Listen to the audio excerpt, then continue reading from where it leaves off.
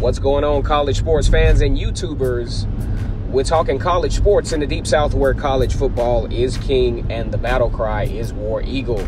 We would like to think that the SEC is the best conference in college football because the games just mean more than other conferences.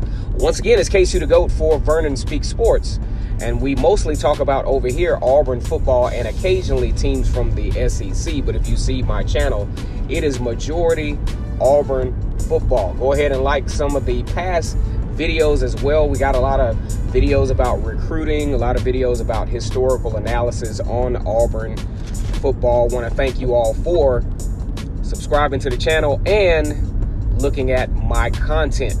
Also want to get the comment section active. The Fearless and True Gang like to talk about a lot of stuff. I gather a lot of information from the subscribers in that as well. We're going to be talking about Auburn football headed into 2019 with reasonably casual optimism, mainly because coming off of a 63-14 win over Purdue in the Music City Bowl gave new life to what was anemic offense throughout 2018. Now, there are a lot of reasons to get excited based on what was seen in the A-Day game, especially at the skill position. I think the running back position is in great shape. You know, you're talking about Boobie Whitlow, Sean Shivers. Cam Martin even had a good showing as the change of pace back. Definitely always a dart up the middle, where he usually averages about 5 to 6 yards per carry, just to give Auburn teams a different look as it relates to the Auburn Tigers. Now, when I look at this thing from a historical standpoint, you got to look at the fact that Auburn has about 14 returning starters from last year's team, who was very active with winning the Chick-fil-A Kickoff Classic in Atlanta against the eventual Pac-12 champions.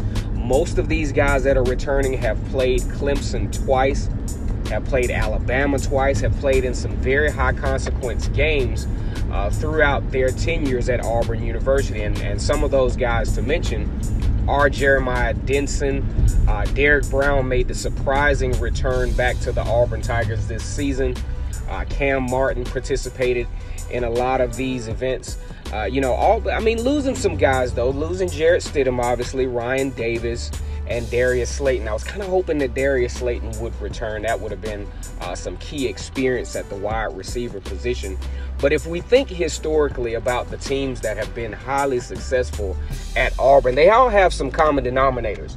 Number one, they have Coach Gus Malzahn coaching in some form or fashion. A lot of people, want to put Gus on the hot seat, but when you look at his history, recent history for Auburn University, Gus Malzahn has had his hand directly in the pot, especially when it relates to offensive production for the Auburn Tigers. You talk about the 2010 National Championship team returning 16 starters.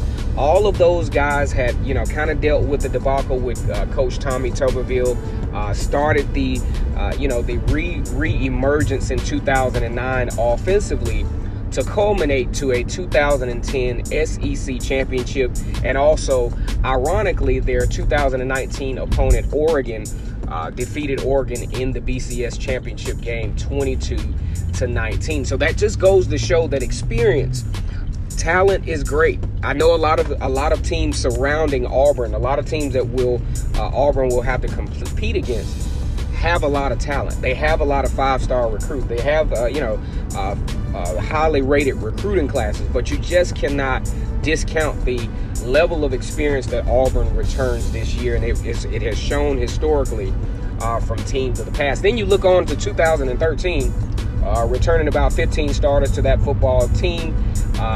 All of those guys actually a couple of guys who returned. You look at Chris Davis, who was the grandmaster of the kick six. Chris Davis actually had the opportunity to, 2010 and 2013, almost created some overlap, because Chris Davis was on the 2010 national championship team and had the opportunity to be the first player, one of the few first players in Auburn history to win 2 national championships during their time at Auburn. So that 2013 national championship, really was costly on a lot of levels for the Auburn Tigers. Then you fast forward to 2017, returning about 14 starters to a team that eventually were participants in the SEC championship game, also participated in the Peach Bowl Classic against UCF.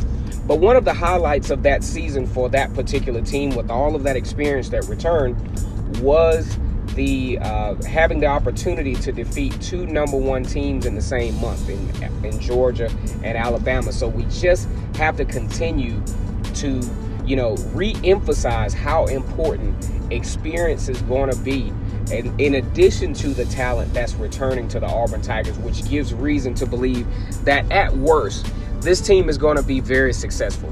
I'm talking about 10 wins at least, because these guys have been through the rigors of the SEC.